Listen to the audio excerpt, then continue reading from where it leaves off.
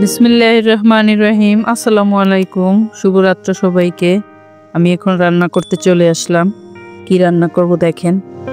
এই জায়গায় কি আছে দেখতে পাচ্ছেন। এই তরকারি দিয়ে আমি ইলিশ মাছ দিয়ে রান্না করব। এই যে ইলিশ মাছ, ইলিশ মাছটা আমি আলাদা কষাইয়ে নিছি, না হয় তরকারির ভিতর দিলে একেবারে সাদা সাদা দেখায়, মাছটা খেতে ভালো লাগে না। তাই আমি আলাদা একটু হলুদ মরিচ দিয়ে মাছটা একটু কষাইয়ে নিছি।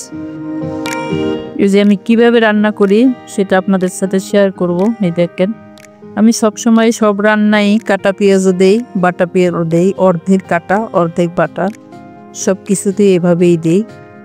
কাটা পেঁয়াজ দিয়ে দিয়েছি। এখন আমি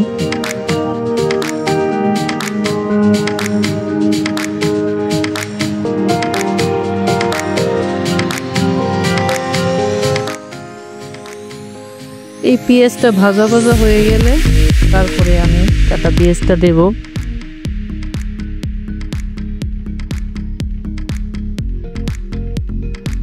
এই যে বাটা পেঁয়াজ দিয়ে কি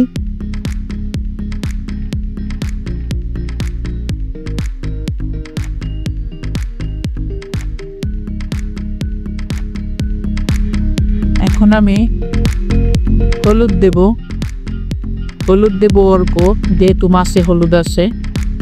আর এই সবজি সবুজ তো, যার জন্য আমি বেশি হলুদ দেব না, অল্প হলুদ দিয়েছি। মরিচ দিয়ে দেব, 2 চামচ দেব। মরিচে অত ঝাল নাই, দেশি মরিচ তো, এই জন্য। এখন একটু পানি দিয়ে দেবে, পানি দিয়ে দিয়েছি।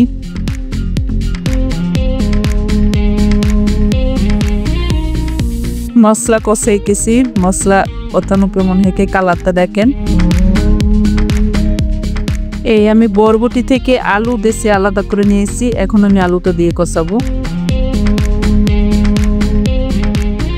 আমি বরবটি দিয়ে কষাবো না, সবুজ শাক সবজি দিয়ে আমি কখনোই কষাই না মতবার ভিতরে, এলি কালার নষ্ট হয়ে যায়। আলুটা কষাবো, আলুটা কষানো শেষ হলে ঝোল দিয়ে বরবটি দেব। আলু দিয়ে কষানো শেষ। এখন আমি পানি দিয়ে দেব।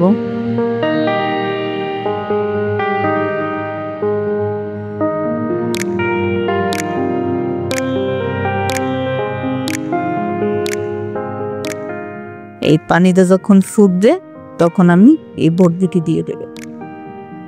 আমার মতো এইভাবে কে কে মাছ দিয়ে তরকারি রান্না করেন, যখনই মাছ দিয়ে ইলিশ মাছ দিয়ে তরকারি রান্না করবেন, যে কোনো মাছই, আমি বিশেষ করে মাছটা একটু হলুদ আর মরিচের তেলে ভেজে নিই, না হয় মাছটা একেবারে সাদা সাদা থাকে, দেখতে খারাপ লাগে।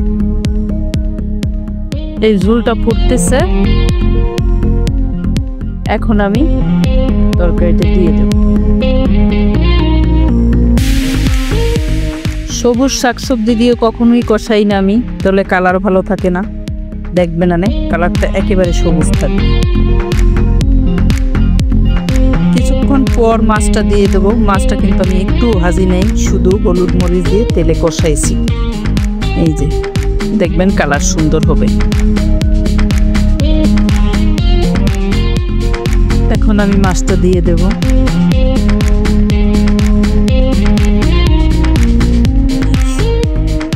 মাছ দেওয়া হয়ে গেল।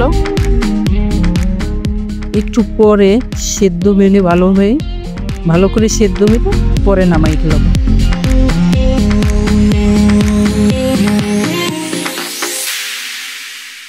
ব্যাস, আমার রান্না শেষ। এই যে আমার রান্না কেমন হয়েছে। এই যে মাছটা দেখেন, আর সবজিটা দেখেন কত সবুজ, কত সুন্দর হয়েছে রান্নাটা। আমার মতো কে কে রান্না করেন কমেন্টে জানাবেন। সবাই ভালো থাকবেন।